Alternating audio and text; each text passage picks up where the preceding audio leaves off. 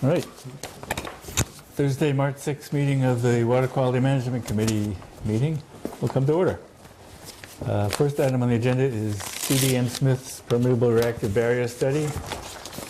As everyone here knows, and the TV audience will probably not remember, one of the options the committee is looking at by way of demonstration projects as alternative to sewering is a PRB, which is a permeably reactive barrier.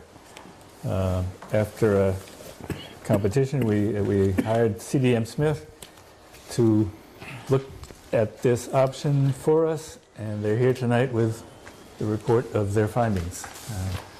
So who's speaking on behalf of you? Great. Good evening. David Young with C.D.M. Smith. With me here tonight is Ed Sanderson, who will be speaking, who's the project manager, and Cannon Silver, who does the permeable reactive barrier work for the company across the country.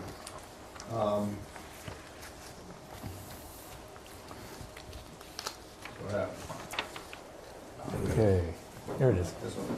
Go on. What we'd like to do tonight is give you about a 20 to 30-minute presentation of the overall report. We were last here to present to you what you see as the first series of technical memos. We reviewed the findings of the permeable reactive barrier technology and did the preliminary site screening. We've come a long way since then.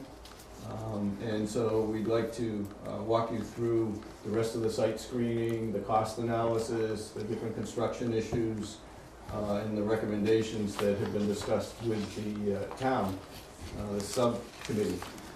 So that's our format for tonight. Just to refresh everyone's memory, the goal of this report were twofold.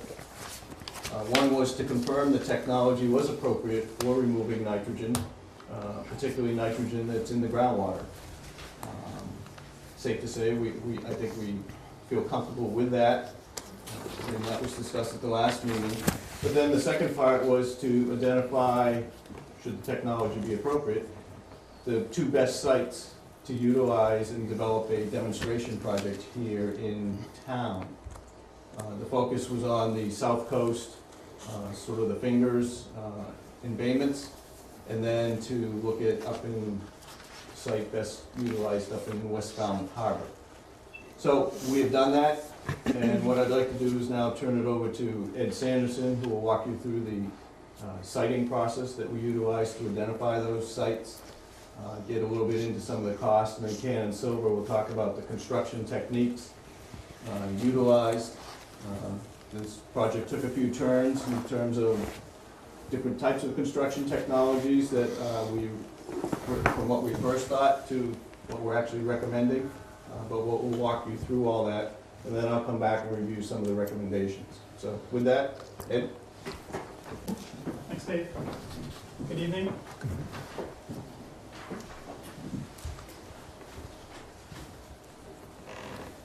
Just going to recap our literature search and the initial parts of our site selection process that we talked about back in May. So it's been almost a year. I think it's good to just bring everyone up to the same location.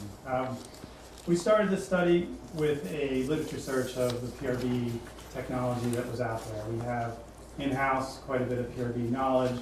We expanded upon that to identify where PRBs particularly have been implemented to remove nitrates. So we looked at 17 pilot scales, 10 full-scale examples. Of those examples, typically in the 70 to 100% nitrate removal percentages. The reactive media typically used in shallower applications of PRB is a wood-based organic media that's at depths of 15 to 35 feet. As you get deeper,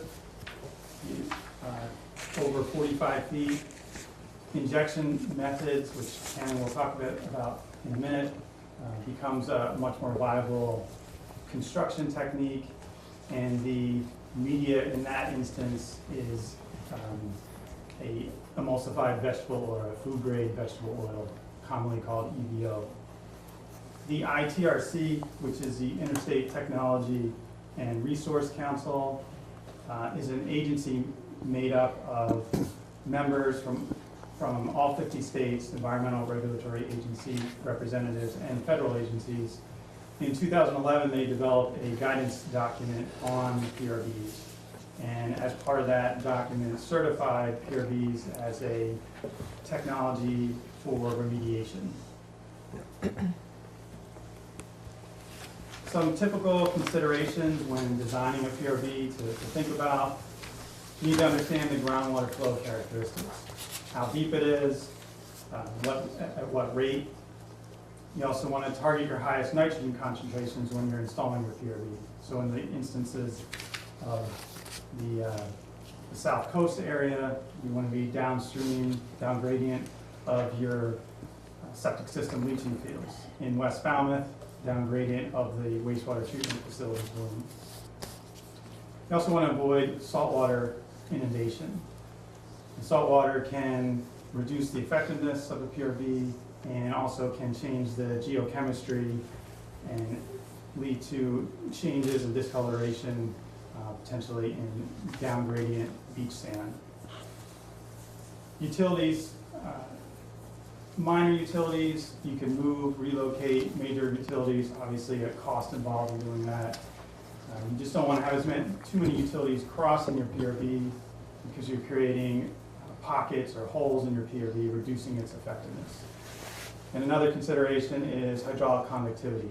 The groundwater is going to tend to flow in the direction of least resistance, so you want to be sure with your media in your PRB that you're not creating a wall that's going to force the groundwater to go around the PRB. So matching those hydraulic conductivities is important. Getting into our site selection and prioritization process, we started at a watershed level, 6-7 watersheds in Falmouth. We used criteria to funnel that down into sub-watersheds, then further funneling down to potential PRB locations, and then prioritizing those locations to 3 preliminary design sites. So the first step in that criteria, to go from watersheds to our top sub-watersheds. We looked at land use, housing density. We looked at the depth to groundwater, and we looked at the vertical extent of nitrate contaminated groundwater.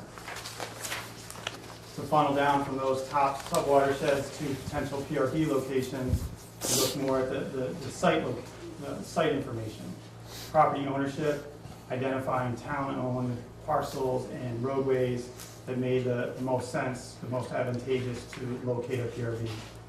We looked at existing data locations, monitoring locations, either town-owned or by other agencies, to provide some longitudinal data, and also to help with the monitoring program moving forward to evaluate the effectiveness of the PRB. In terms of West Falmouth, we looked at the proximity to Massapequa Creek, not wanting to site down gradient of the creek, but actually opposite. The creek has a nitrogen attenuating qualities, so the PRB was, in locating a PRB, we didn't want it to be down gradient of that creek. We wanted it to be in a separate location where it's treating nitrogen on its own.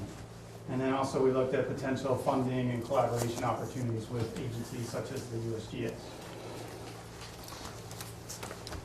So from there we came to 10 PRB locations, 2 in West Falmouth, which are number 7 and 5 on the screen, just east of West Falmouth Harbor.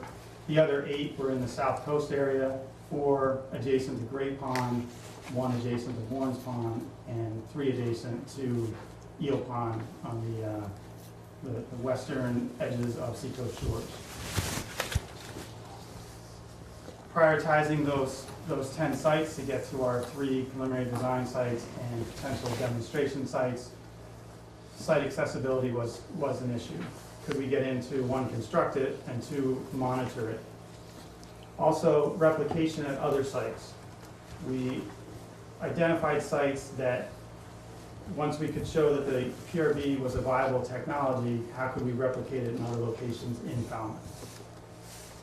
In West Falmouth, in particular, we looked at superficial geology mapping because of the known rock outcroppings and boulders in that area, and identified sites that were that appear to be not influenced by rock outcroppings to minimize potential problems during construction.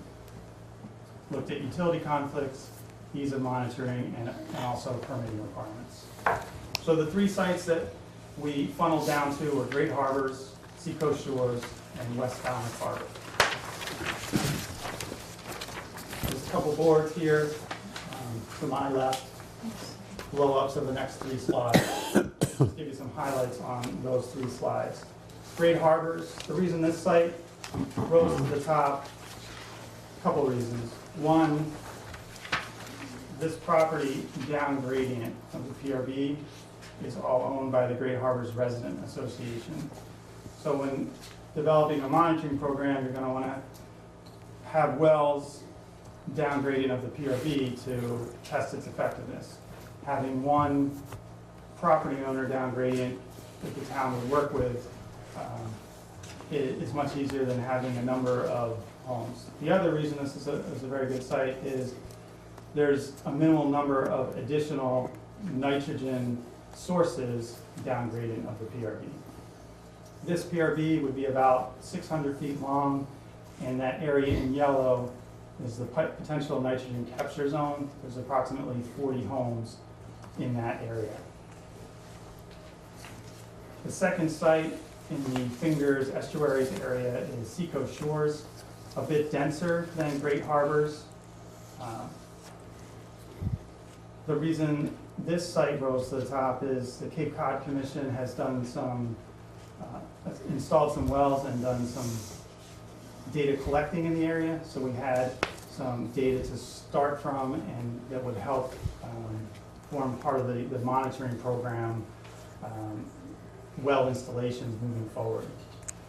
This one is about 525 feet long, and 45 homes are within the potential capture zone. The West Falmouth site is along Nashawina Street, about 350 feet in length through here. The lighter pale yellow color that you see is the core of the nitrogen plume coming from the wastewater treatment facility, and the brighter yellow capture zone is the area that would funnel towards the PRB. So in terms of nitrogen removal, for the South Coast area, Great Harbors, Seacoast Shores, we're estimating about 300 to 350 pounds per year of nitrogen during that one-year demonstration period. In West Falmouth, a lot more nitrogen removal because a lot more nitrogen coming from that plume.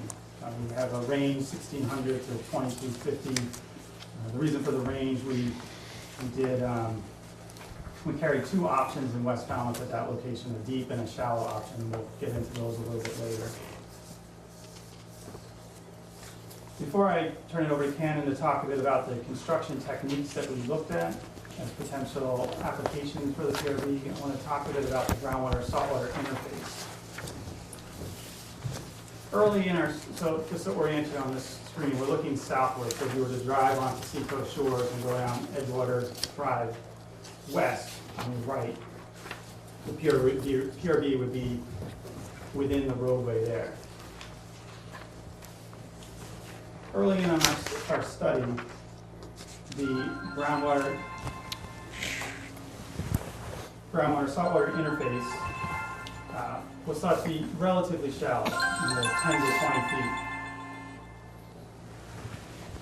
And the freshwater lens, the groundwater component of that, was thought to end relatively close to the shoreline.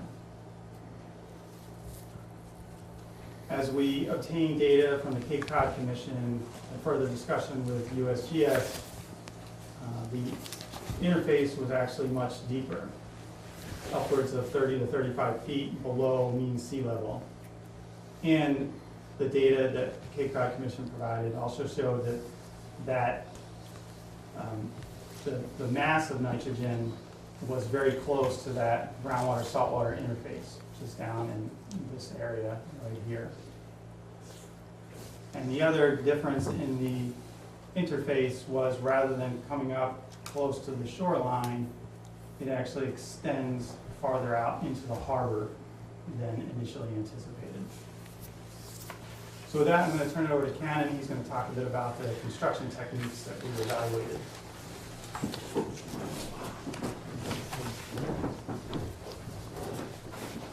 So thanks, Ed. As Ed mentioned, we ended up with demonstration sites with deeper depth than we originally anticipated. You can see from this table here that typical depths were at least 35 or 40 feet deep down to the bottom of the freshwater saltwater interface. And so as I look at the next several slides of various construction techniques, we'll look at what the options are. As I was discussing with Wynn beforehand, we're looking not just for a solution, but for solutions. And so we have to look at the range of options. One construction technique that we looked at was the one-pass trencher. What's exciting about this technology is that it has a hopper attached to the equipment, and it can both excavate and backfill in the same pass, meaning it can cover approximately 100 feet per day of trenching, which is a good rate, keeps it cost effective. But it does have some limitations, one of which is depth. It only goes down. Currently, equipment allows it 40 to 45 feet deep. They're still developing new equipment. Hopefully that bottom depth will continue to increase over the coming years. But that's the current limitations of that technology. We also looked at traditional trenching, as you can see from the bottom two pictures on this slide, which could involve trench boxes or a biopolymer to keep the trench open until the reactive media is in place. These can go a bit deeper than one-pass trenching, but are much slower to install, and therefore increasing the cost for large applications. Another pair of construction techniques are using an auger to drill a borehole or a caisson.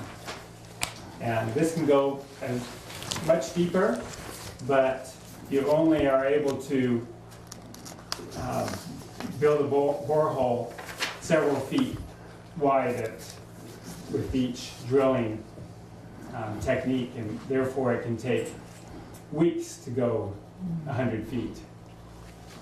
But you would add a solid amendment into that borehole once drilled.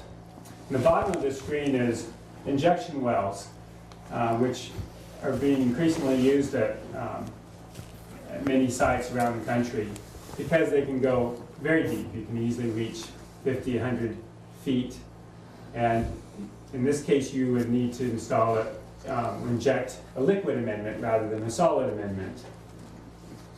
And because liquid flows, you can have these wells spaced 20, 25, 30 feet apart from each other and still obtain distribution of the reactive media and therefore treatment. There's a variety of liquid amendments that could be used. One of the more popular ones these days contains vegetable oil because it lasts for a while in the subsurface. I brought a little container from one of the vendors so you can get a sense what it looks like. It's this particular one is called lact oil. It contains a mixture of lactate, which is a milk product, and soybean oil, and also contains an emulsifier in it, which allows it to disperse and spread within the water and not act like traditional oil properties, which avoids water. So as an example, I'll pour a little bit into a glass of water. You can see how it quickly spreads and mixes in with the water and could distribute 10, 20, 25 feet within the subsurface. And then it tends to flow about that distance down gradient, and then it adheres to the soil particles and then sticks there. And as groundwater flows through that soil column, the groundwater is treated. In this case, the nitrate is reduced over time. And various types of vegetable oil have been used at hundreds of sites around the country. At this stage, it's been demonstrated since the late 1990s. And there's probably, my guess is 3 times as many sites with vegetable oil injections than there are biowalls around the country. This next slide talks about monitoring. Regardless of what amendment, a solid or a liquid amendment, particularly for a demonstration project, you'll want to monitor it to make sure you're getting the performance desired. So this picture shows the land surface, and in orange is the reactive PRB, could either be a solid or liquid amendment. In yellow, you can see the halo of the treatment, the anaerobic zone. Groundwater is flowing from left to right as we look at this picture. So you have a pair of wells up gradient of the permeable reactive barrier to see what nitrate concentrations are coming into the reactive zone. Then you can measure the treatment within the zone, and then also you want some wells farther down gradient to make sure you receive the anticipated nitrate reduction, and also to look for secondary groundwater impacts and make sure that the aquifer is replenished in oxygen within 50 feet or so down gradient of the PRB, which is what you'd expect. And as I mentioned, the number of monitoring wells would depend. You probably have more for demonstration projects and fewer for your full-scale long-term applications. With that, I'm going to turn over the presentation back to Dave, who's going to talk more about permitting.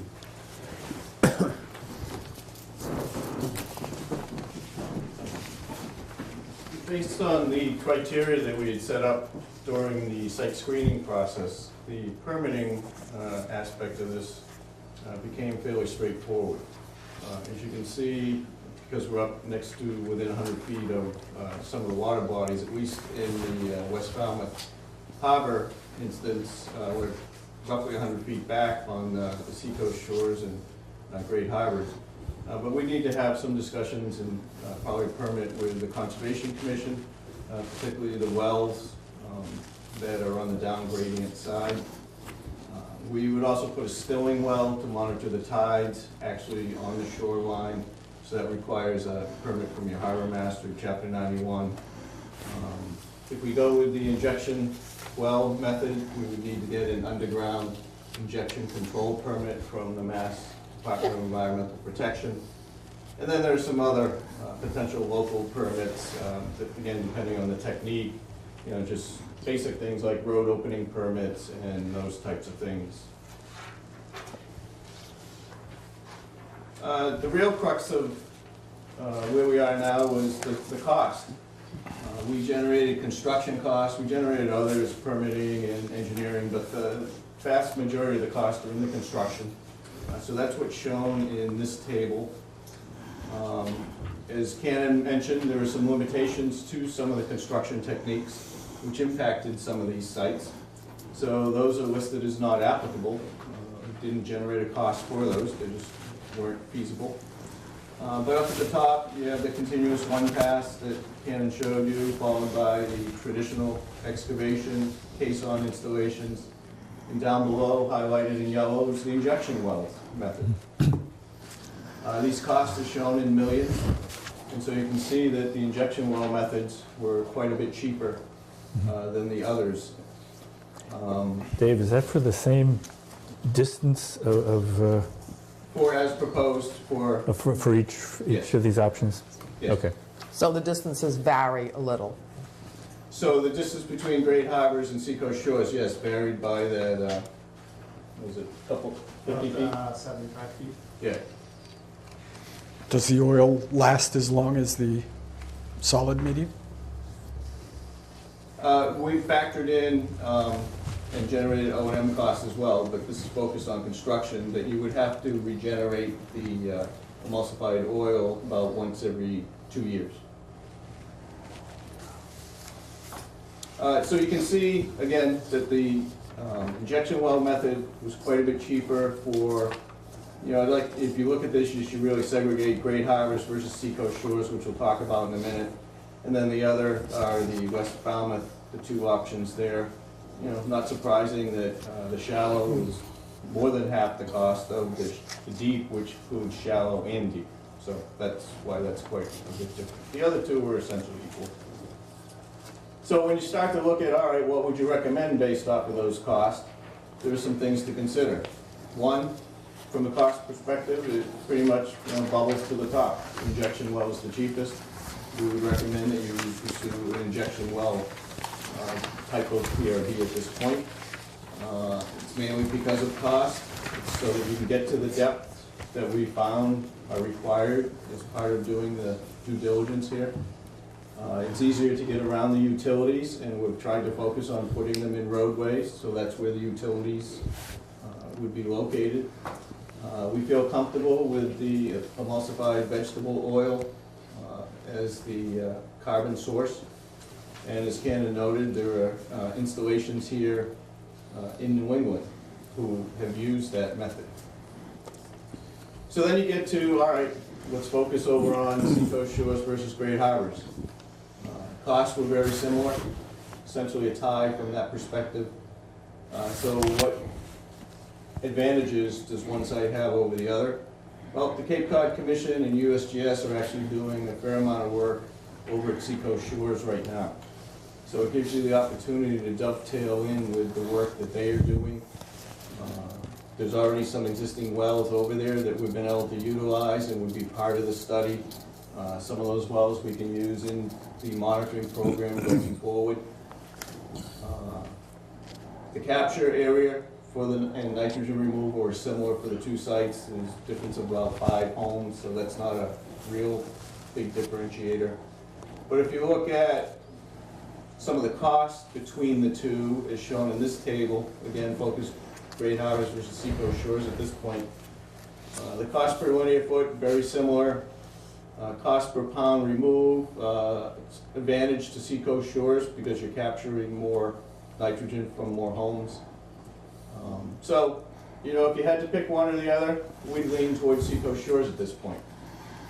If you go back and look at what would you do for West Falmouth Harbor, shallow versus deep, again, go forward here just to refresh your memory. This is a little bit difficult, but if you can see that the top half would be one series of injection wells, and then down below would be another series of injection wells. That's what we mean by, if you're going to do the shallow option, you would just put that series of top shallow wells in. If you're going to do the deep, you would put the shallow and the deep wells in. So it's twice as many wells. You can see how the injection wells are staggered down below in the plan view. They're 20-foot spacing, about 12-foot radius, so you do get the overlap, so you get a continuous wall. So if you go back to the cost, you know, again, not surprising, it's quite a bit different. Because you're essentially putting in almost a double wall with the deep versus the shallow. So what are the differentiators here? How do you decide on that? Well, in our mind, the shallow well system might be the most appropriate. You would get the nitrogen in the upper half of the plume. You would collect the nitrogen from the septic systems in that area. So you would be able to prove from a technology perspective, is the wall actually doing what the intent is, and to remove the nitrogen. You wouldn't be getting the lower half of the plume though. But there's a lot of concern or uncertainty of where that plume actually is going and surfacing. A lot of the data we were looking at led to that uncertainty. You heard earlier that, yes, we've been finding, and particularly some of the work at Seacoast, back to Seacoast Shores, is that the higher concentrations of nitrogen are at the lower elevations. So that's an argument for doing the deeper one. However, we feel it's more important that you actually find out where that plume is surfacing. Is it actually surfacing in West Falmouth Harbor, or is it going under West Falmouth Harbor and going farther out into the bay? So our recommendation actually is to do sort of a combination of doing the shallow, so that you're proving the demonstration of the PRB, but to extend that a little bit further and put some more wells in down gradient to actually help further define where that plume is surfacing. Is it into West Falmouth Harbor or farther out, and model that through some particle tracking. That's a local decision though. With that, we'd be happy to answer your questions. I have one question. Yeah, Win. I was looking at the West Falmouth Harbor and asking myself, I can't remember from whether you satisfied this earlier, is the data on the amount of nitrogen removal based upon the current or expected future amounts of nitrogen in the wastewater that's going in that plume? Good question. It's been from the current data, and because it's difficult to extract the different elevations and concentrations in the plume itself, the assumption was that it was uniformly distributed vertically. As we've been, and as I tried to allude to earlier, some recent discussions with USGS and others, there's some indications from other work that's been done recently that those concentrations may be higher down low, so that might be a conservative number that we're showing for nitrogen removal now. But we don't know until you had more data and information gathered up. So then presumably, if the plume does, from the plant was modified, Yes, and if the plume has those less in it, concentrations will yeah, be dropping. will be Yes. dropping, so, Yes. yeah. But the question is, are you looking to prove the technology? Mhm. Are you looking to make that a permanent installation? The permanent installation will always capture the septic systems in that area. Sure, yeah. We have our ambassador from West Falmouth here, and if you'd like to join us at the table with a microphone, we'd be happy. We're talking about West Falmouth. Thank you. My thought is, We need a microphone. from, this whole thing started because the harbor was getting so cloudy or with algae, which suggests to me that the invasion of the plume is at a higher level. I don't know if I'm right or wrong about that, but that's been the case. And the worst part of it, of course, was up by Mashapacker Creek, which Brian House determined was because the plume from the old pit up at the town dump, where they dumped all the septic trucks, was going into Mashapacker Creek. That was the source of all our problems. I used to handle moorings out there, and you pull up an anchor and it smelled like you know what. You're in that part of the harbor. Yeah. But that's all I can add, I think. So you don't think it's going under the harbor and out to sea? Uh, I think he thinks the shallow might be beneficial. it's, you can see in the harbor, but I don't see it. I'm not aware of it out in the bay. Right. Well, there's no question there's nitrogen that's showing up in the harbor.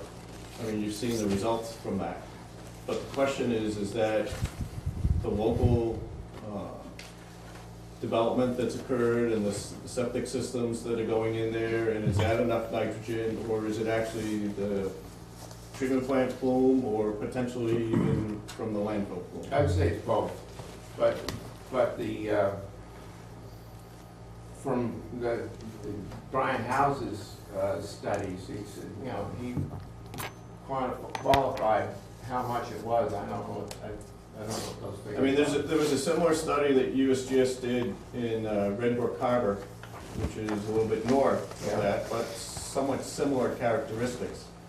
And that study showed that the freshwater lens goes right under the harbor and surfaces out in Buzzards Bay. Yeah, there is some indication, Steve, that at least a portion of the plume from the wastewater treatment plant doesn't surface immediately in that Snug Harbor land area. But the question is where, how much farther out it is. And David said, you know, you'd need to do some more monitoring wells to see if you could locate it, which might mean drilling actually in the harbor itself, or maybe on the spit of land, Chapcoit Island area. So those are obviously considerations. For purposes of the permit, we have made the conservative assumption that for the permit for the plant, the conservative assumption was made that it did in fact all surface in the harbor. I think it would be good if it's spread out over a larger area, but we've been conservative. John? Could I ask a sort of an indirect question? Could you describe for us a site where they've used injection wells with a carbon source like this, and for what type of remediation it was used? Is that the emulsified or the? Yes. I'm gonna have Cannon do that, because that's his specialty. Well, let's do it. Great. So I work quite a bit with chlorinated solvents, and so our company has done one in Bountiful, Utah, and I'm currently doing one in Maryland, right, near Chesapeake Bay. But other vegetable oil injections have been targeted to nitrate specifically. I know of one in the Midwest, a couple in Canada, 3 in the Pacific Northwest right now that are geared specifically to. Are they feedlots at very high concentrations, or are they groundwater concentrations of nitrate? Yeah, none of the ones in Canada may be feedlots, but the one in the Midwest, the vendor was telling me about these. They were not feedlots. I forget exactly what the. But it just, John's, I think, referencing in your recommendations here, you speak of New England applications for the injection well method. We're wondering where they are. Yeah, and I think those were mostly chlorinated solvents. Okay, not were. But the technology works similar. You basically put in a carbon source and to allow the bacteria to degrade the contaminants. And nitrates tend to degrade even faster than chlorinated solvents. So anything that works for chlorinated solvents will really work well for nitrates in terms of the technology, and including dilute concentrations. And many of the sites I was looking at were looking at nitrate concentrations between about 10 milligrams per liter and 100 milligrams per liter, which are relatively dilute. That answer your question? Yep. Okay, Jerry, thank you. how could you forget? How could I forget? A couple of things now that you're here. One of the things that when we were discussing this amongst ourselves, and I think the Buzzards Bay Coalition, there was a great deal of concern about the idea of injecting anything into the groundwater and unintended consequences, or even just the public perception of, we put something in the groundwater, science tells us it shouldn't be a problem. And I think you had said that the experience has been 2 to 3 years. But I mean, from what you said, it doesn't appear that these things have any toxic chemicals or things like that. What would be the worst thing that would happen? You're saying the emulsification would bleed off or die off from the soils it's bound to? If you did this for 50 years, what would happen? If you did the injections over the course of 50 years? Well, I'm just an example, since we only have a couple of years of... That's right. No, I think we have close to 15 years of experience now with injection wells. With emulsified oil. With emulsified oil. It's from the 90s, right? Yeah, late 90s. And there's been no adverse geohydrological concerns of, change in the groundwater flow or anything like that. Say again? Sounds pretty good to me. That's basically correct. In terms of geochemistry, that's changing the ground. We don't see buildup of carbon compounds in the ground or other Transformations. minerals deposited. I think that the biggest challenge is actually during the injection itself, that you don't have short circuiting of the vegetable oil as you're injecting it, such that it goes directly through a utility corridor or something that would take it directly to the bay. And because you'd see that white foamy, milky liquid floating out on the bay, which would not be an aesthetic positive quality. So you have to monitor carefully as you do the injections, that you inject the right amount and don't have a short circuiting. Do these Except if you do monitor it and it shows up, it's too late. It's showing up. a breakthrough? Thank you. Right, then you'd stop injecting it and it would disperse. Okay. Matt? Yeah. I don't know if Jerry's done, but Go ahead, I had a couple more. I'm just wondering about the cost effectiveness and if it only lasts 2 years. I mean, is that worked into the numbers that you provided here? The $3,350 per pound of nitrogen removed? You know what I'm saying? Is Yeah, it exactly. compared to No. wood chips or? Yeah, so it all depends on what length of time you're looking at in terms of, what the life cycle cost would be for that technology. And even when I think the particular tables in this report do not factor in the long-term operation and maintenance of that. But even when you factor that in, it's cost competitive with Okay. the biowall. But you also have to rejuvenate the bucket. That's right. Even the biowall itself will last anywhere between 10 to 20 years, probably, is, maybe less, maybe more, just depending on the flux of groundwater to that. But on average, probably about 15 years for a biowall, at which time you need to rejuvenate. All right, biowall so as these well. numbers do take that into consideration, that you're putting this new stuff in every 2 or 3 years, the oil. That's correct. I'm not sure if the table in the report itself included the operation maintenance. David mentioned that was construction costs. But when you do factor that in, which we did as part of the study, to look at those costs, and it's still cost competitive. The charge for the study was to provide cost for the one-year demonstration period. So the costs you see in this presentation and the executive summary that you got a week or so ago are for the one-year demonstration costs. In terms of rejuvenation, yes, the injection well rejuvenation would have to occur more in the 2 to 3 to 5 year range, as opposed to rejuvenating a biowall, which, as Ken alluded to, would be a much longer cycle. So, on a 1 year program, the injection well is much, much cheaper. Taking it out 15, 20 years, the costs come closer together, but still the injection well it is cheaper. Maybe you three could sit together so that everybody could hear these Yeah. comments. And just following up on Matt's thing, if you come back and rejuvenate in 3 years, does it cost you the same amount as it did the first time?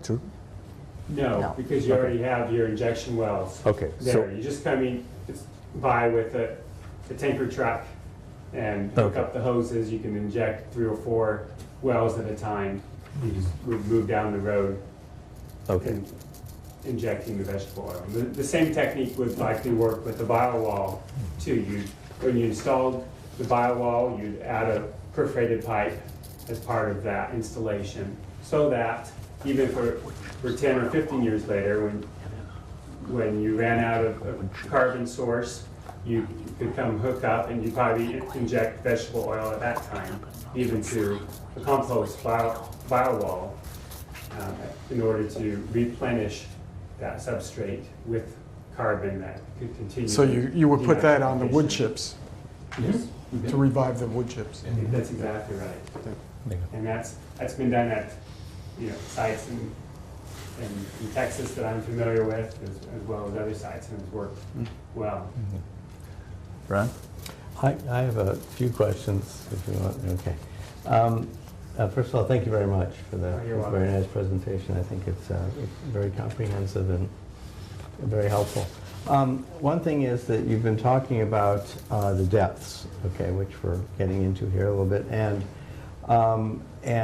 how deep is the where does the freshwater saltwater interface? What I see, I think, is the depth of the wells and the wall, but not the water depth or the point that you're There you trying to go. get beyond. So, that doesn't tell me. No, I tried to figure it out from that, but I couldn't tell you how deep the water was. For each location would be great.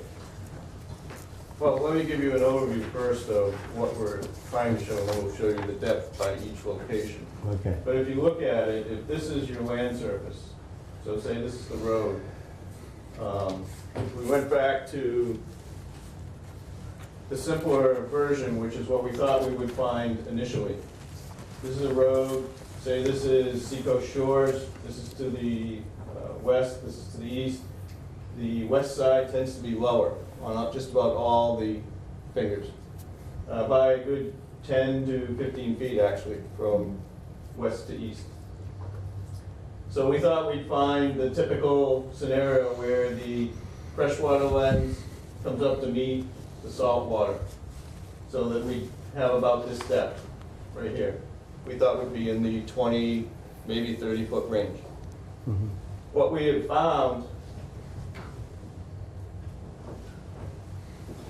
is that the depth, that freshwater saltwater interface doesn't surface at the shoreline. That it actually goes farther out, in some instances, several feet out into your embayment. It still has not turned into salt water. The freshwater lens continues out. And that's what I was saying, actually, that USGS study up at Red Brook Harbor would show that this went all the way out underneath and would surface up into the bay, Buzzards Bay. So we have a much deeper depth now for whichever construction method we have to use to get down to the bottom of that lens. Okay? So that's why some of the technologies that we showed here just don't become applicable by the time you add the unsaturated area up into wherever you're located on that roadway, down to getting to the groundwater table, and then coming down to the saltwater freshwater interface.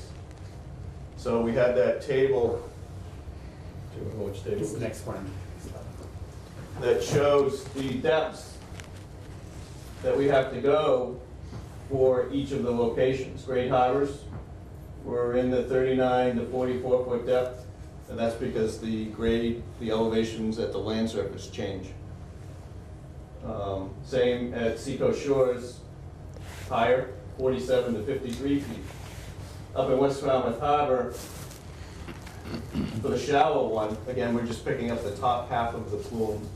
We're in the 42 to 43 foot range. If we go all the way to what we believe now is the bottom of the freshwater plume, we're up into the 84 to 85 foot depth, and that's why we need to do the two different levels of injection wells. Okay, so what's the interface level?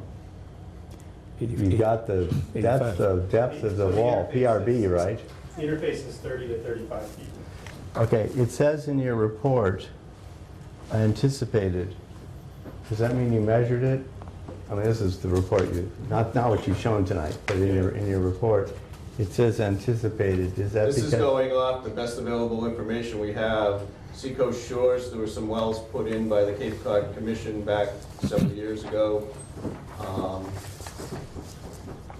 over at Great Harbors. We anticipated what was done there based on available information, and then we used the wells that are part of the treatment plant network for No, I West have that Falmouth also. Harbor. Yeah, thank you. So, thank you. Yeah, okay. Okay, well, I just wasn't, it wasn't clear to me. And also, I think one of your slides you had backwards, the west side is I the... apologize, yes, Yeah, they west do side's the lower reverse, side, yes. yeah. Thanks. But I'm just, okay, so that, because that would have a big impact on how deep you have to go.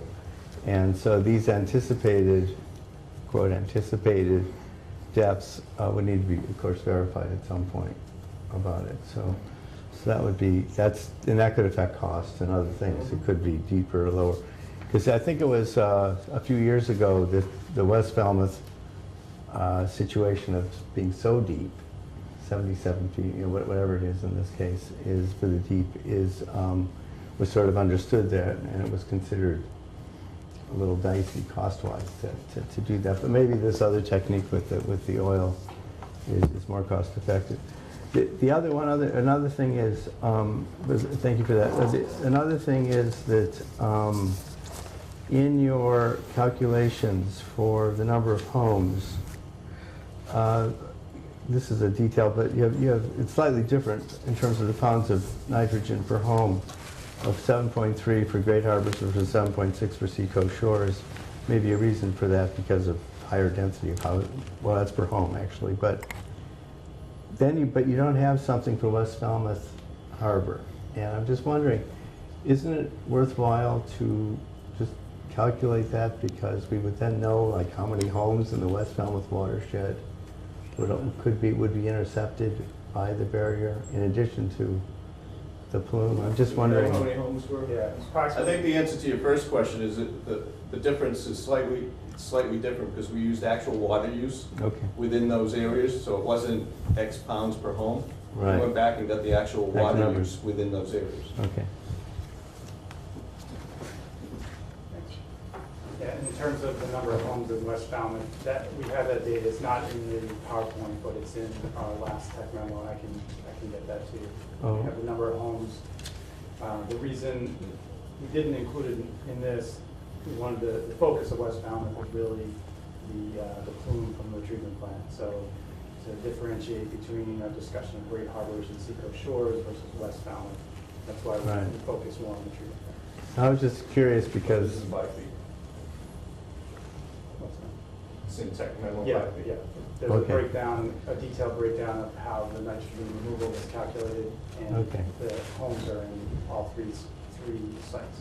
no, I looked at it and I thought, the calculation I did based on an average of these two numbers, I don't know what the number is for West Falmouth, but it's like 200 to 300 homes actually, depending on Yeah, the what we figure. did is but we that sent, was- which is, because both contribute. We have the plume, Right. Right. plus, Right. and we can't differentiate really completely maybe we can, I don't know, but. The what's 70 Yeah. home, that number comes from the Cape Cod Commission, so we sent them shape files of these areas that we see contributing to the PRB, and then from that information, they calculated the number of homes within that area.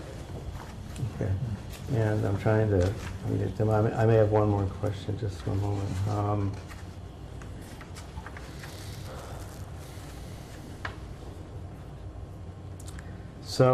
Yeah, because that would be, in any case,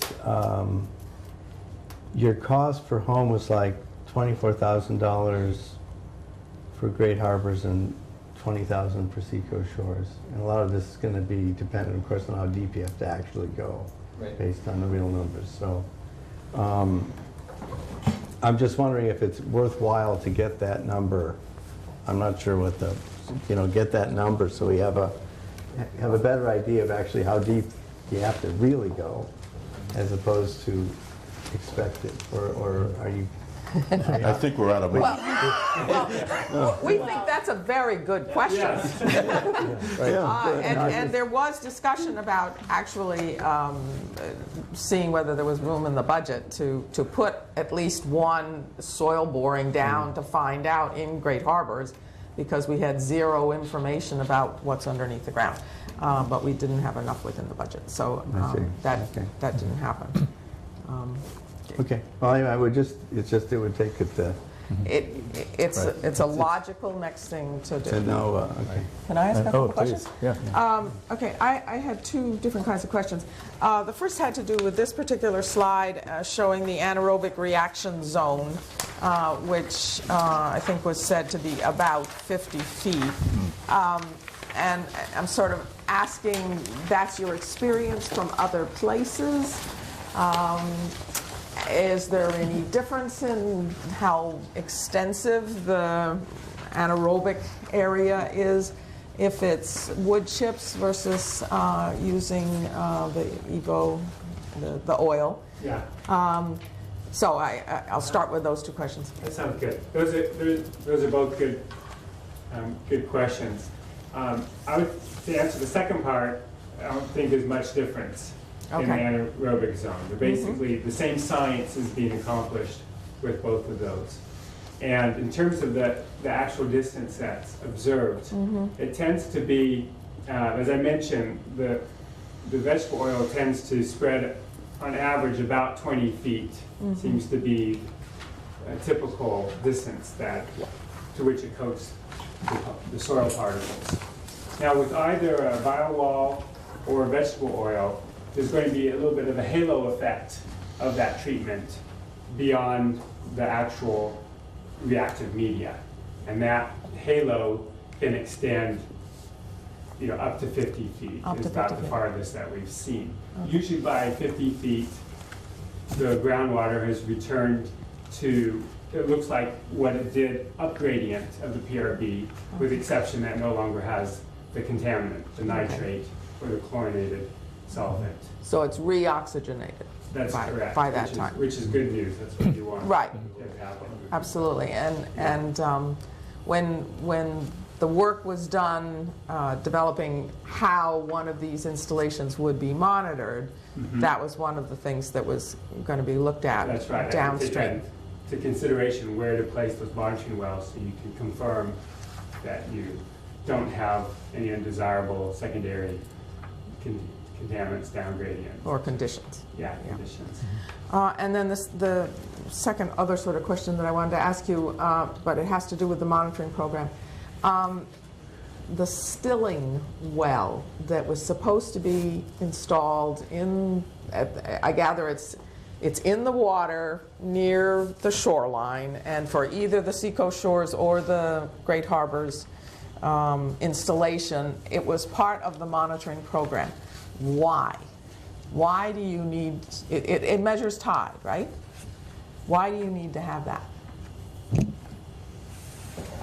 I realize Bob Schreiber's not here. That's right. I think it was Bob's idea. I've never installed one. I've tended to use the groundwater monitoring wells Okay. as I'm looking at changes in water levels within the groundwater monitoring wells. Right. I think the idea would be one more level of evidence to see how the tides might be affecting the groundwater level, to see if you see the groundwater going up and down along with the tide. I see. would be Or my not. understanding. That's right. So Right. I would say the stilling well would be an optional monitoring location. Thank you. All right, and considering that we already have these wells installed in Seacoast Shores, we could put a stilling well in temporarily and just find out, even with the existing wells, right? Whether there's any tidal impact or not. I think the answer to that is yes, but I think Bob was also trying to pick up any real high tides or storm events that might overtop and put salt water over the interface of these as well. I see. As we indicated earlier, getting salt water into the top of these can also change some of the chemistry that goes on there too. So we would want to know that, and the stilling well would pick that up. There's probably other ways you could also do that, but this has a time recorder, a Logger? logger Yeah. in it, so that you've got, time sequenced events going on, so that you could then compare that to the groundwater loggers. Okay, thank you.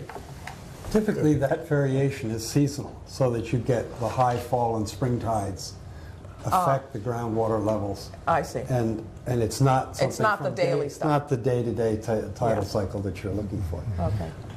Could I just say, seems to me as we think about these things, one of our problems is that we not only have to meet a TMDL in these harbors, we have to maintain it in perpetuity. So we're now not, we're talking about installing eventually solutions that go for the duration. And I think we need to think about things like reactive barriers in the sense that, it's the 2 or 3 year cycle forever. Forever, right. And to be a bit of a cynical thinking about it, I mean, I sort of look at these as a bit like the little Dutch boy with his finger in the dike. We're going to fix it at the tail end rather than dealing with the source. So I think, we have to sort of think about this technology sort of in that sense. I think one of the things, and we were forewarned about this, that the initial 3-year demonstration project would probably be spent, and I think it's in 5B or something, a lot of money on monitoring. As it got proven, or if it was proven, the monitoring could back off considerably. And if I remember correctly, a lot of the O&M costs were really in the monitoring and the analysis, because once you put the groundwater wells in, it's basically chemistry, laboratory analysis. And I know it's not here. Were these costs O&M costs that you showed for the first year? In 5B, I think you have it broken out. In 5B, it's a very elaborate for the whole program, and yes, you're correct. The first year is much more significant because that's where we have to prove to DEP what's happening throughout, and then we backed off after that. Oh, sure. Yeah, thanks. Just, I think in response, that's a good point, John. I think one thing we have to realize, though, that of course that there is a sewer bill to every one of the homes down there, and that's about $480,000 a year to run. Each home? No, 480,000 altogether for 1,600 homes. $480,000. 1,600 units times 300, Jerry. I know it's $300 per home. $300 per home, times as many homes as you want to Right. choose. No, what I'm saying though is that but the sewer bill is, $14.4 million over 30 years. So it's sort of like, when we start doing some comparisons, I think we need to look at Remember, this is only for a 500-foot strip. Yeah, right. Well, But for West Falmouth, remember, Whatever it is. if we're cutting down some of the septic, the shallow one, we may have the benefit of almost meeting the TMDL based on the existing modeling, which shows we're very, very close. I mean, you could be a hiccup away. This might just bring it over the edge. I'm not asking you to answer that, but from what we've seen before. Right. then I just have a couple more questions. On the monitoring table in your report, you have 2 types of monitoring. You've got regulatory, this water quality monitoring, regulatory and performance. Are we more interested in, the performance has got twice as many factors as the regulatory, and I think we're trying to meet the regulatory. But I also wondered, it said that nitrogen series parameters analysis up here in bold type. Well, nitrate, ammonia, total Keldol nitrogen are in bold, but then you've got down below dissolved inorganic nitrogen that is not in bold. Would that not be a regulatory measurement or It's total nitrogen. Well, is it nitrogen total? series? Yeah, but it's total nitrogen that we required, and Well, I just don't forget know. it's... I know, but this is a factor to be measured. I just wasn't quite sure about the. It seemed like it would be one that should be. Yeah, and what you're Yeah. pointing out is the regulatory versus performance. I think you see the frequency differences for them, and that's why one was much more frequent. I think the performance to show that it was performing correctly, and then regulatory backed off to what we would propose long-term. And DEP Okay. and others have reviewed that, haven't blessed it, but they had some input into what different nutrient series needed to be tested in that, so that's how that was put together. And I just wonder why we would invest in non-regulatory measurements except for science, maybe. No, Well, it's because if it's a demonstration project or a pilot Yeah. project, DEP is going to have more questions or less certainty, and so they are going to require more monitoring to prove the performance of the proposal. And then once it's proven, then they are not quite so insistent. Matt? Did you have a chance to look at the same things that have been in the ground in Lockwood Bay for a couple of years now? Yeah. And any critique, or are they working, or how was that installation? Well, one of the things that we included in our screening criteria and gets to Virginia's point earlier was the reactive zone shown up there in the yellow. All of ours are located as far back as we could go, a minimum 100 feet from the water body, so that we had that reactive zone so that the groundwater would turn back into its normal condition versus having change of color along beach fronts and what have you that is still showing, you know, you're oxidizing out iron, manganese, other things. So that was one of the things that we made sure we were doing here. We have not gone back and looked at any well sampling or anything like that, if that's what you're getting at for that demonstration project that was done. Well, you said that you don't want salt water going over the top and coming back behind. It occurs to me that that would happen in those installations. That's why when that one was put Yeah. right on the beachfront, and that was one of the results that came out of there, was that they found the overtopping and putting the salt water down in there without the cap on it did impact the treatment. And what was the worst?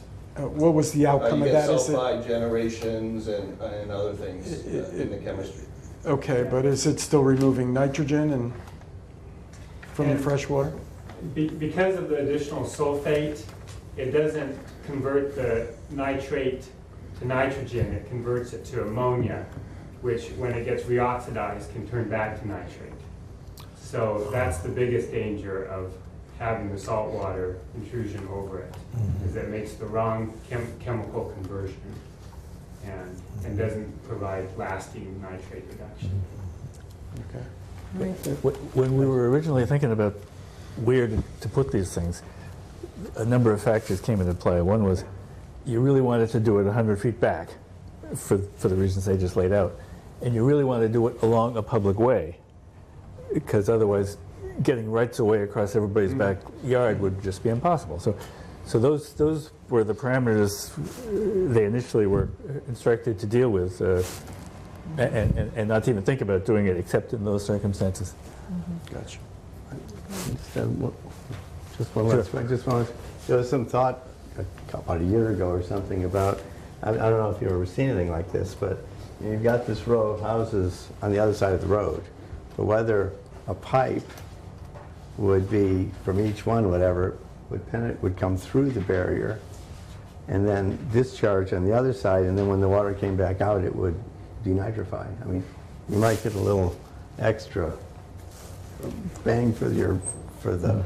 Yeah, no, we've actually had discussions, at least internally, that, you know, if you were looking at this long term, to pick up those houses, because you didn't want to put, you want to keep the 100 feet back, but you Yeah. want to capture those homes, that you could put a septic tank F1 pump in, pump it back, have it discharge on the up gradient side of the PRB. Yeah. So then, yes, it flows back through.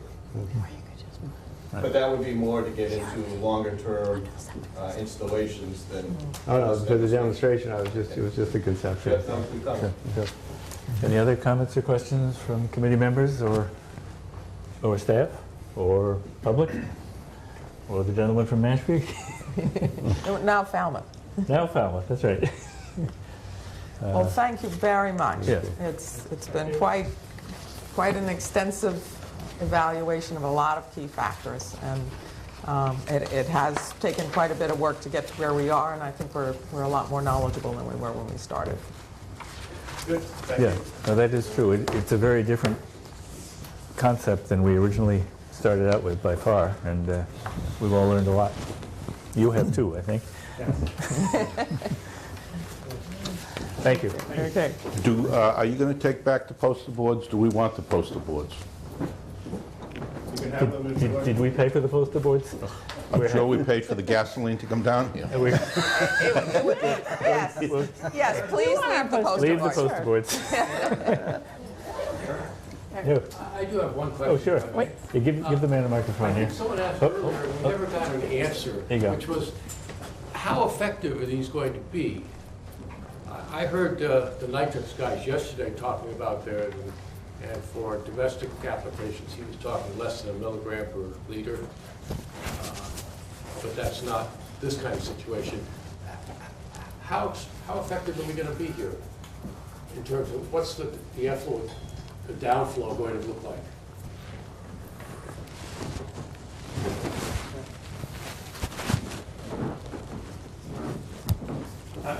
Very effective. The nitrate is very readily degradable. So any place where the nitrate intersects the carbon, it's going to have near 100% reduction. The only place where you may not have 100% reduction is if you actually cannot get the nitrate in contact with the carbon. If the nitrate, the groundwater flows under your PRB or around it, or you run out of carbon in your PRB, then you would get that nitrate. The data supports that? Oh yeah, lots, many lab studies. I would think in general, because the subsurface is more heterogeneous than the lab study, the typical results are 50 to 100%, often 80 to 100% overall reduction that they get in the nitrate application. So, and I'll also will get back to you on what those, the 3 site studies in the Pacific Northwest. I'm pretty sure they were septic systems that they were applying the nitrate to, but let me refer my email and let the committee know that. Thank you. Great, thank you. Are you going to send this to us electronically, or do you have a disk? Oh, PowerPoint? I can send it to you tomorrow. Fine, that's fine. Great. Megabytes for that. We'll find out. iCloud my email. That is fine. That's fine. Great. Thank you. Good. Do you want oil as well? Take away on that. Take the oil. Thank you, Cannon. Thank you very much. Thank you. All right, next item on the agenda, GHD Tech Memo, Blacksmith Shop Road Wastewater Treatment Facility Phosphorus Removal Project that we undertook. Oh, do we need a vote to accept this item? I'll move to accept the CDM Smith Permeable Reactive Barrier Study. I'll second. Okay, further discussion? I was just wondering if they would be adding some of the things that we were asking for to the report. Okay, is it I worth? think to keep it from being this thick, the idea was going to be that we get the executive summary and hard copy, and then we'll get a disc of all the technical memorandums, because it becomes pretty thick otherwise. Could that maybe be emailed to the members? Yeah, no problem. That'd be great, yeah, because Yeah. then I think, why don't we vote on it after we Okay. see the whole thing? We Is that can wait. okay? I mean, it's not, unless there's a real rush. Fine, No. wait till the next meeting, Yeah, there might be. or whenever we get that. Good. Okay. Nate? So, wait, we had a motion. Is Oh, yeah, well, I think the motion's probably been rescinded. or, Well, uh, if you want to receive everything first and then take the vote, I think it would be nice to see okay. what everything they've Fine, done. there's no rush. Remember to do it then. Okay. I will look at it. I'm sure you... Okay. Nate, phosphorus removal. Okay, good. Thank you very much. Nate Leaks from GHD, and I'm here to give a brief overview of the evaluation that was completed of how much it would cost to upgrade the wastewater treatment facility for phosphorus removal if it was needed, as determined by the MEPA review or as decided by the town. I believe you've all received it and hopefully got a chance to read it. Even right at the beginning, it's very clear and that it's not needed. It is still an item that was requested to know how much it would cost to upgrade the wastewater treatment plant if it was needed. And possibly for further background, the reasons why it might be needed was because the new treated water recharge site at Site 7 is upgrading in the Crocker Pond. And there was concern that the treated water and phosphorus that was in it could migrate and move into Crocker Pond and possibly cause eutrophication there.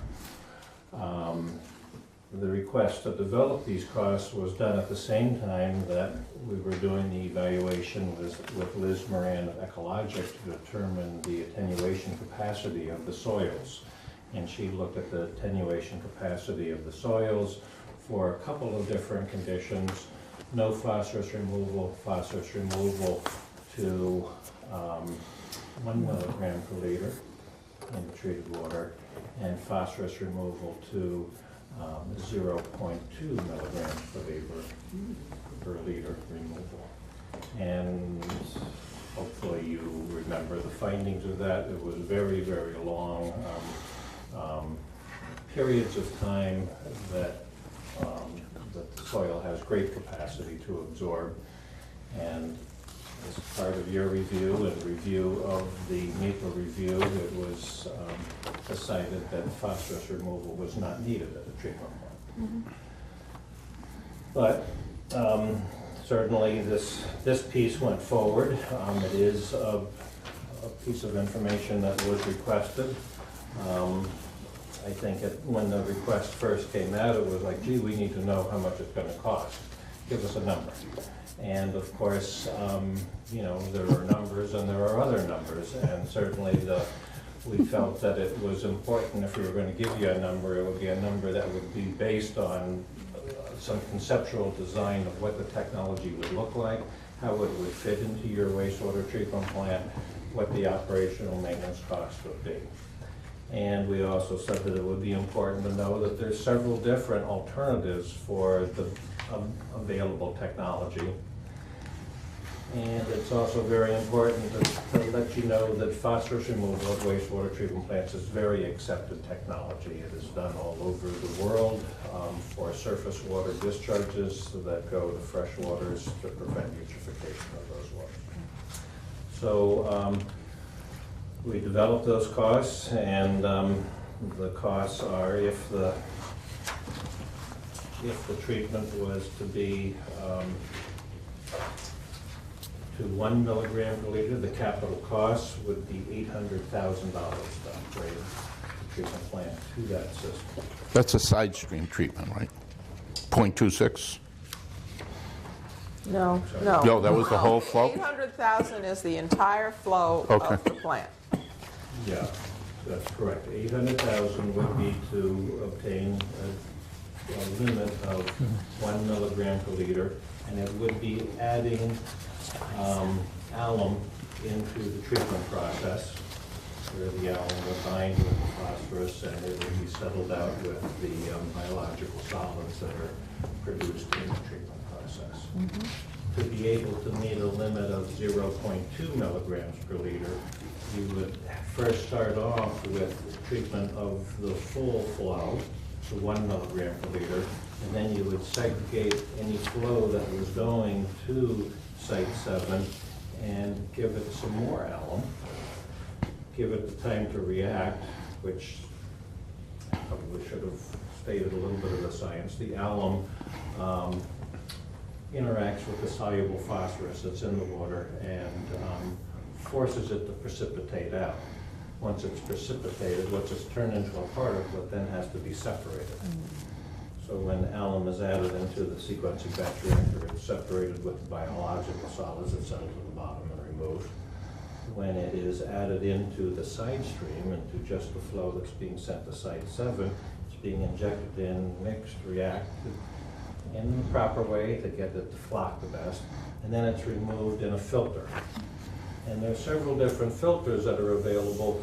The one that is used very widely is very good, accepted technology, and a good one to base these sort of cost estimates on is a cloth filter. And the cloth filter has a mechanism for absorbing small particles like that, holding them, and when quite a bit of it is absorbed, backwashing it, and sending the backwash dirty water back to the treatment process, and moving forward with that. So both processes need a supply of alum to go into them, and then certainly the cloth filter needs to have a shelter to protect it from freezing, protect it from the weather, needs to have electricity to rotate it, and things like that. All of that's pretty well laid out in the report. I think it's quite clear. The cost for the cloth filter technology is significantly more. It's got a total project cost of $4.5 million for the upgrade to be able to meet that limit for that flow. And it's projected in values that would be expected in 2016 with an expectation, maybe a bit of a guess, that gee, in 2016, that could be the intermediate sort of construction period for that project to go forward when it was being estimated. There are operation and maintenance costs associated with both of them. The first one for the 1 milligram per liter is $120,000 per year for chemical costs, and a little bit for additional sludge removal as well associated with that. For the 0.2, it's $180,000 per year.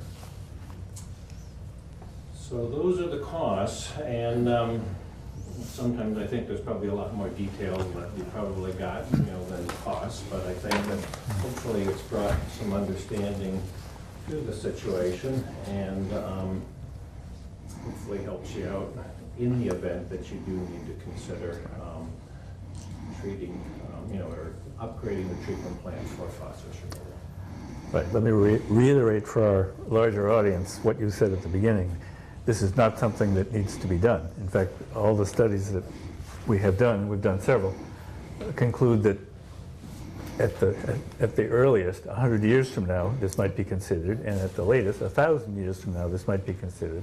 But it certainly isn't being considered for now, or for 2016, or for any time any of us are going to be alive. But in an excess of caution, and to make sure that we were addressing all the concerns that had been raised in the course of studying this site, we commissioned this study and came up with this conclusion. Can I ask a couple of questions? Nate, is the 2/10 milligrams per liter sort of the state of the art for this now? It is, I think we characterized it in here as sort of an accepted best technology. It's kind of like looking at nitrogen removal, and first it was, okay, better than less than 10, which is a standard, which would typically equal about 6 milligrams per liter, and then it was 3 milligrams per liter. You can always keep going lower by putting more and more technologies, and there are technologies that will go lower than this. But this is sort of a standard limit that Massachusetts DEP uses as sort of a best available technology for meeting a technology-based need. So there are now techniques that are used in other parts of the world where they do it biologically. So where you take it out as polyphosphates in bacterial biomass. And this does rely on biological mechanisms in the sequencing batch reactor. So it would, that first piece to get the 1 milligram per liter limit utilizes some manipulation of the biological process to encourage the phosphorus uptake, which occurs, if you manipulate it properly. It's not something we need to think about next, but Right. one of the world's most limited resources is going to be phosphorus. Phosphorus, right. And it won't be very long before we will not only have to get the phosphorus out of the waste stream, but we'll have to be able to recover it. Yeah. And, with these chemical methods, probably the recovery becomes more difficult than if we use a biological method where we can pull it out in bacterial biomass. But, where we say we don't need it for 1,000 years for our effluent quality, it may be considerably sooner we'll need it in order to be able to sustain ourselves. So it could be a profit center for the town to... Well, it may be forced on us. Fond hope. There is a lot of phosphorus in the sludge, which is trucked off-site and goes for either regional disposal or regional reuse, and that's often, a matter of where the lowest cost disposal is. Certainly, when we get to that point, that waste stream is going to possibly become, a different type of stream to produce a resource. Right now, that sludge is a good concentration, particularly of the phosphorus that's removed from the wastewater. And when you have the chemical precipitation, flocculation, sedimentation, you're getting that much more out. Matt? Yeah, just Hilda's not here, so I'll say it for, there is no human waste, only wasted human resources, or how does that go? Wasted humans. Just wasted resources, I guess. Right. So, and that's the advantage, again, of eco toilets. Sure. Okay. Oh, thanks. Ron. I just did a quick calculation. So there's two parts to the phosphorus story then, as you were saying. Like there's the sludge part, right, that is what's in the sludge, which is a certain amount. I don't know what that is. And we have the amount that right now flows through the plant, comes out in the effluent. So I don't know what the sludge part is. So I just did a calculation on the amount flowing through, and then the amount that would be removed by both of these technologies. And one is 500, for the first one, for 1 milligram per liter, from this quick estimation, if I've got it right, is about 530 kilograms per year of phosphorus. Okay. And for the more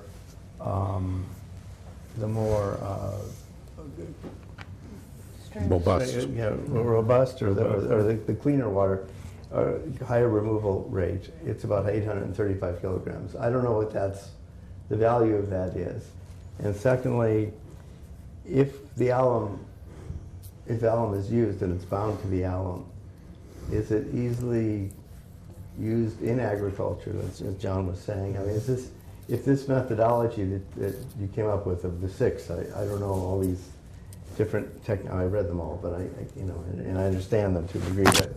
But I'm just saying that if it's bound up with alum, is it something that then, if it's put in, if it's shipped to the Quincy Fertilizer Company and it's put into their system, I mean, would it work in agriculture? Do you have any idea what the value of this? It's a metal. I don't think you want it in soil, do you? Well, aluminum's in soil. Yeah. I know, but do you want More. out of it in? No, this The question is, how efficient is to That's take my it out? Or question, is it useful? Can you get it back?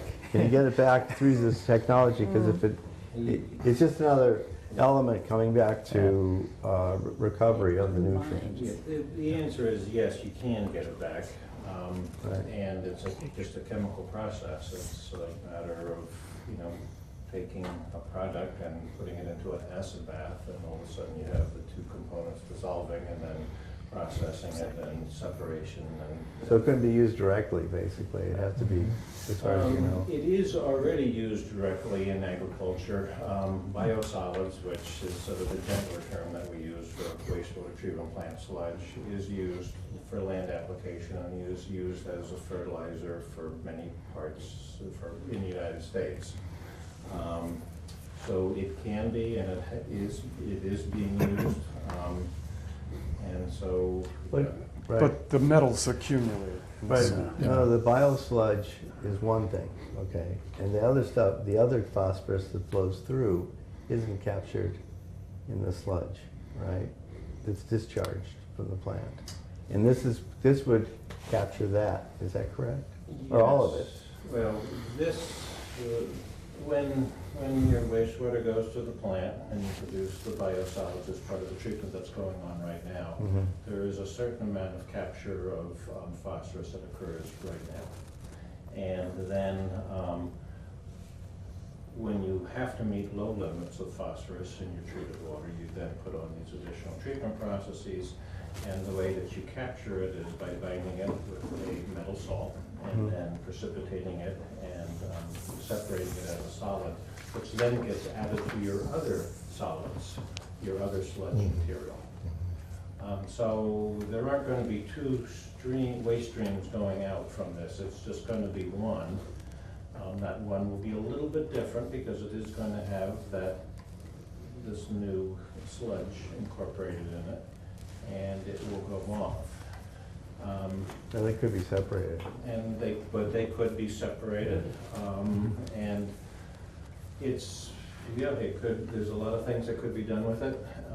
It's really sort of chemical engineering applications, materials handling of how it might be processed, separated, and reused. To kind of give you an idea of what's the value of 400 kilograms of phosphorus, if you go to the home store and buy a few bags of fertilizer in there and do the ratios on how much phosphorus is in there, you could probably calculate pretty quickly how many bags you would need to get that same kilograms.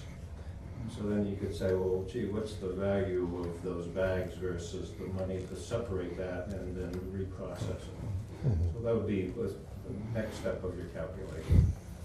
Okay, so, but there are enough examples out there, and sorry, Eric. Carry on. You know, there are enough examples out there in the world now with phosphorus extraction using, obviously these technologies exist and they must be used.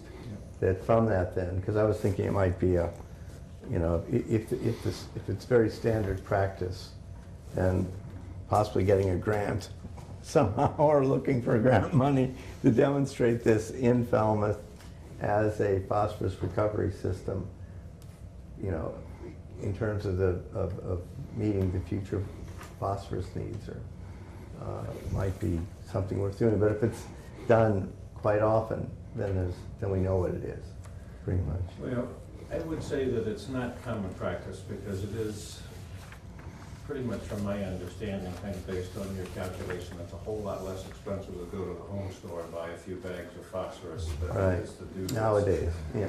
Yeah. Maybe, 100 years when there's a real shortage, we may be doing that, but it is, it's fairly simple chemistry from chemical processes. I think it could be done, and it. Just All right, one more, and then we'll get to wind. No, I just want to, just on a regulatory basis, though, it could be that if it becomes a national security issue, okay, or a public security issue, in terms of food production, this could be imposed, I think, for recovery all over the place. Could be, anyway, but it isn't now. So. Wind. I just wanted to speak to that question. I believe, although I can't quote anything right now, that the phosphorus which is being used now to provide stuff in fertilizer mainly comes from existing phosphorus deposits around the world. It's rather like the oil situation where they're still taking from easy oil. They're now getting beyond easy oil. They're still taking from relatively rich deposits of phosphorus around the world. And as those are exhausted in 20, 30 years or whatever, we're going to see a continual rise in the price of phosphorus to the point where maybe some of this recovery would be necessary to do. I think that's what's going to happen. Yeah. So it's a lot. I don't know how far away we are. I have no idea how far away we are. 30 to 100 years. Is that what they say? That the existing phosphorus deposits will be exhausted? Yes. These are from these mounds of bird. Well, I think No, they- no, it's I No. think they've gone. And they're gone? phosphate Yeah. mines. Okay. right, Yeah. You know, Caves. maybe earlier birds did it. but, Yeah. So- Well, they Sometimes. still do it, but Big they had, birds, they had big Early mountains of it. eco and they were bigger toilets were birds. my name. Most of that stuff is long gone, I think. Yeah, oh, it is. The big ones. Those That- are that rich, was- rich deposits. That was the reason the railroad came to Woods Hole. That's right, Yeah. yeah, the guano from To Peru. meet the guano from Peru. That's like the oil deposits in Baku, which were on the surface. That was the first thing they went for. Now, All right, well, thank you. Any other questions or comments for Nate on this from staff or committee or public? Okay, thank you very much. Okay. Thank you. This one we could probably vote to accept. I don't think there's anything more coming on this. So move. I'll second. Okay, discussion? All in favor? Aye. Aye. Opposed? The ayes have it. Okay, update from the Eco Toilet Working Group and discussion. Okay. Which one of us should do that? The other? Matt? I'll start out. Okay. You can kick on anymore. We had a discussion about the $10,000 voted to put together some kind of marketing plan or something like that, advertising, marketing. And we thought it might be a good idea. I don't know if, I'm sure it could be worked out contractually, but we thought it might be a good idea to have like a contest and have the $10,000 as a prize, as an award to, could be kids at the college or any of the colleges in the area or even the high school. If somebody wanted to make a project out of it, they could use some of that money, the $10,000, for advertising.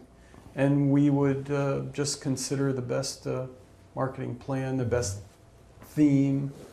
The idea, I think, after talking to Sia, was that it's probably not something we need to do right away. We have enough. You think we have enough data from the existing installations? I do. Or close to it? Yeah, I think the demonstration group 1, the Eco Toilet Incentive Program, once all the installations are in and we've done our year of monitoring, is going to give us a really robust range. We're going to know the range of nitrogen removal, and we're going to have very solid cost information. And so for right now, my recommendation was that we get that data in. We take the Eco Toilet Incentive Program, we get that data, and then we see what we learn from that information. That was sort of what I thought. Once we've done that, if we need to hone in on the confidence interval on that range of nitrogen removal, we'll know that. But we may not need to, so getting the 15 in and installed and producing data points is really the most important thing to do right now, because 15 is a good number. That gives you piloting approval for an IA system. You can get you can get provisional approval after you've done 12 IA systems. So it is a pretty So big it number. sort of shifted our objective from being more systems installed to overall education in eco toilets and getting people more familiar with eco toilets, because you find in the field that a lot of people still don't have any idea. Yeah. They're not watching us every night and hearing about it. Sia had a good term for it. She said raise general public awareness of what eco toilets are. The hard thing is going to be to get people in town to know what they are, I think, in the long run. But some of it I think that, and your specific idea of a marketing campaign via school competitions or that seemed to me something we should pursue. So we thought we'd bring it up tonight and just get general input, see what people thought before we took it any further. Yeah, well, I'm hearing a couple of different things. One is a marketing campaign, the other is a $10,000 prize. A $10,000 prize, would the person who got the $10,000 be obliged to do some marketing with it, or Yes. just pocket it? Yeah, the assumption is that the best plan would incorporate most of that money to do the marketing. Oh, okay. Yeah. Oh, so instead of going out to a PR firm or something, Yeah. you'd go to this different possible audience that might want to do this. As we had this, we used the UMass Dartmouth students at the Westport River Watershed Alliance to put together a marketing plan for us for some of the fundraising events that we had. And they actually divided themselves into 3 teams. Each team came up with a different theme and concept and design, right down to the invitations. And I thought it would be a good, I thought they would love to do something like this. And it would be a challenge. So you wouldn't put it only to them, but you would put it out as a Cape Cod possibility. Community and they could- College? Oh, yeah, decide. and even the high school. I mean, anybody could pick it up and do it, including professional Okay, outfits. sure, Virginia. But the other part that I heard was not immediately, that, Right. right, Well, you're going to wait until you have the 15 data, or at least give us a time frame. Well, we were thinking maybe it would take until June to put this together, sort of an RFP, and then, get it out there and then choose somebody within the next 6 months. And No students. Yeah, in June, the kids are gone. You'd have to plan it for the fall. Fall. Yeah. well, maybe the fall. Yeah, Okay. okay. John? It seems to me that it would be a much more effective thing if we had the data set to support it. In other words, once we have a data set, and you can go to the public and say, look, we can now demonstrate what these technologies will do, then you have a much more compelling case to make for a campaign. And I don't know when we can expect to have a reasonable set of data. I think by the end of the summer, the end we of the summer. absolutely will. So in terms of parallel tracks, if we're writing the RFP and really fleshing out the kind of a program it wants to be, and then sort of send it out in the fall, which is actually a great time to do it because classes are just starting, so not everybody's swamped with all of their midterms and stuff, but do it right at the beginning of the academic year. By the time you guys have chosen the successful proposal, I think we'll have a really good data set from at least half of the installations and some data coming in from the rest of them who really should be done soon with their installations. So I'm hearing an assumption that there will be 15 installations to provide data. Yeah. And right now we have 5 in place and 5 in the works. 5 in place, 5 more permitted Yeah, through the Board of Health, Okay. and 5 more in the works, and okay. a few other places to go if those Okay. don't. So we don't need the 10,000 to get the 15. I think what we Okay. need to do is get the people who have committed to Okay, do it. all right. I would like to say that from a marketing point of view, from a point of view of getting the word out, this is what you want is something that gets people's attention. And you don't get people's attention by talking about eco-toilets. You get people's attention by letting somebody do something, by getting somebody interested in showing, my children are doing this project. This is something that go in the newspaper, things like that. This is where you get people's attention, and then they learn what it's all about. So I think this is a way of getting around the question that 80% of the people are not going to know anything about this. We're going to get some of those 80% by doing this. Yeah, I think you're right. Because of the It would, competition, you're saying. Yes. it would make it fun, and it would get into the Right. papers. It would be kind of And we could a fun. We could play off it in project. various different ways, and we could use the publicity they get in a lot of ways. So I like the idea. Okay, any other comments or observations from anybody? Yeah, where do you get a plumber to do the installation? Here's the guy, he's one of the 15. No, well, it's not really. It's not ready yet. I've been waiting for about 4 months. And He the- did put in a new furnace for me, which only took 2 months. John, if you're listening, Yeah.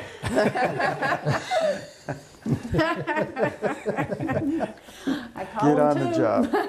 I call him too. And so the situation we're in is that we Yeah. do have people who have committed to doing this. Yeah. They're waiting for their installations, and we can't go look for more people because we've committed that spot to people who are either, anybody that's gone through the Board of Health has a committed spot, and we haven't, maybe in a year or 6 months, Okay. we'll have to make Right. I'll have to bring to the board, this Right. is somebody who has a 2-year-old Right. Board of Health application approved, what Right. do we do? Right. But, I think we're Okay. charting new territory here, so I think we're trying to be flexible. So you're stating all along that we don't need to have any more people in the program now until we know we can get those done and that if then we find out that the results we're getting are not being accepted by DEP or whatever, then they're going to need more information, or we need to bring as you say, a tighter thing on the Confidence interval. tighter confidence interval. Then we may need to go after more people, and we may have to find out how we get the money to go after them. But we wait for a while and see. I don't personally think we're there yet. I think we want to see what happens with Yeah. what we've got. I've said that all along. I've been fighting you all along on that, and I think you probably, you're wearing me down. Well, I'm hearing something of an agreement that this is worth writing up and bringing to the next meeting for a vote. Is that what I'm hearing from? May not be next meeting, but Yeah. Okay, well, whenever. sometime before June. Yes. Yeah, Okay, we'll work on it. all right, that's your consensus. May I I ask, guess? the process is we bring it, the three of us bring it to you, bring it to us. Right, yep. Then we vote on it, then it has to go to the selectmen, and they have to approve the funds being used for that purpose. And that can take a while, too. Yep. It'll take a couple of Right. weeks after we get.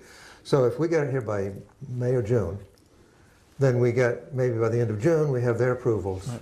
And then we have time to. You'll be ready in September We'll be to ready roll it out. to roll it out before September so that people in September know what they're doing. Yeah, when people come back to schools Right, and yeah. whatever, okay. Yeah.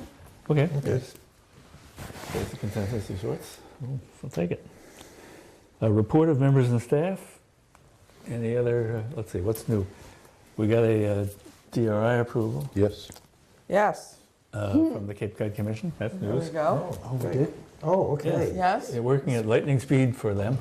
We can send it around if you They haven't. they voted it last Thursday, and I believe, it was unanimous. Did they place any requirements on it? About 27 pages.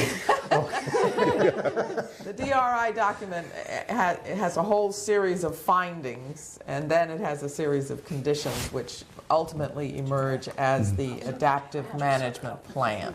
And that plan, we're going to try and hammer out between now and the end of December. That's the time frame. So there will be a lot more staff meetings as we work through. That's a different document from the one we received from the MEPA. That's the MEPA That's approval, correct. and then we now have a 17, or what, 20? You said That's right. 27. 27 It's not pages. all onerous burdens. In fact, No. it was pretty well vetted by Ray and by Jerry and by Thea and by Julian attended. Julian, in fact, Yes. to make sure that we were not buying into anything that we couldn't do or couldn't afford to do or thought we shouldn't have to do. So, And we will get a copy of that soon. I'll Yes. send it out tomorrow morning. oh, good. Okay. Good. Yeah. Anything else happened in the last 2 weeks? Well, it's going to be happening in the next few weeks. The contract for the Little Pond Sewer Service Area has been signed. Will be, because we had a meeting today with the surveyor, the folks in the service area, Mara Vista and Little Pond area, will be seeing BSC group trucks. They're doing surveys of the street, taking a quick house elevation, so I'll hope to get a little bit more information out. So we're moving ahead on that. As you know, we got an invitation to make a presentation to the Economic Business Council. We're waiting to hear back from them. They definitely want a broad presentation like we've given to the selectmen, and then they're going to follow up on what technologies. The downside is the last time we gave them a talk was on the wind turbines. When do they meet? But they haven't told us the date. It's, I think it's the ecological group. I don't know if it's the full, it's New England. Subgroup? I think so. You know, it's, It was going to be April, and we said, please, not the first half. yeah. Right. So What group is that again? Sorry. Environmental Business Council of New England.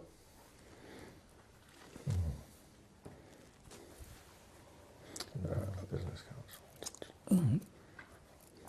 okay, any further reports of members and staff? I just want to remind everybody that Saturday morning from 10 to 12 at the library, there's going to be that sponsored by it's sponsored basically by a citizens group, but it's also sponsored by Sierra Club, basically. Okay. Right. They're a citizen group. What? Yeah, they are citizens group. And some of the stars that you will see there are Yeah. the same stars you see here. That's right. Yeah, Ron will be presenting, Virginia will be presenting. that's right. I will not. You be will not. presenting. We have the moderator is going to be a man named Biggs from Harwich, who people know very well apparently, and is said to be very good. That's what I'm told. But you'll be there as a resource person, right? You'll I will be there, yeah, yes, yeah. but I don't know. And Hilda and Earl are Hilda Bill and Earl, they're presenting. And and Bob Bob Murphy. Murphy is presenting. And Yeah. the two of you will be presenting. And we're going to try, I say this to everybody, try to keep the presenting down to the point where we have plenty of time for reactions from the public. And Good. I learned today that the Cape Cod Commission is sending a person to the meeting, so they will be there. Good. I don't know who else is going to be there. One other thing, the Monday night, it's on the selectmen's agenda, they're going to be discussing the betterment. I don't know to what extent they're going to open it up. I'm pretty sure they're going to limit it to the percent that should go, and not any finer. They're also going to be taking up Article 28, which is the whole financing package for everything we've been proposing.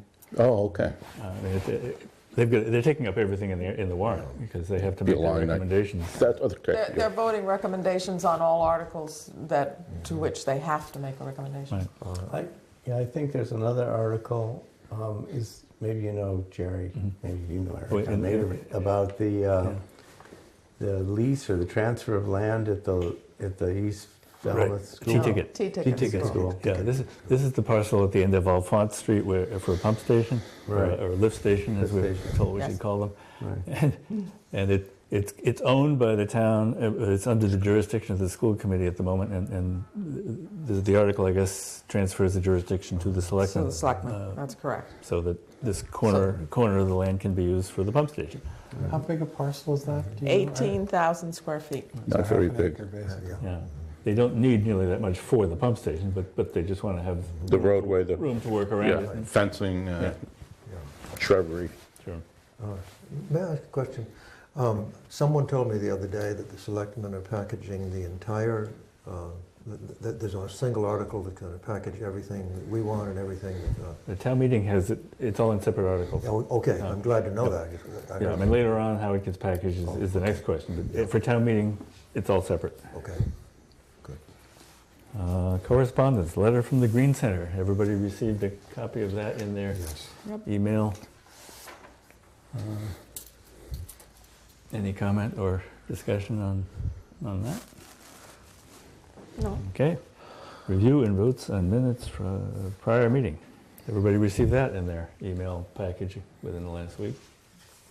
Yep. Any amendments to be offered to the minutes of the prior meeting? Boy, Carol, you're getting so good at this. I read it, no problem. All right. A motion to accept the minutes will be gratefully received. I move, accept the minutes. Second? Further discussion? All in favor? Aye. Aye. Opposed? The ayes have it. Matt? I move we adjourn. A second? Second. All in favor? Aye. Opposed? Thank you. A record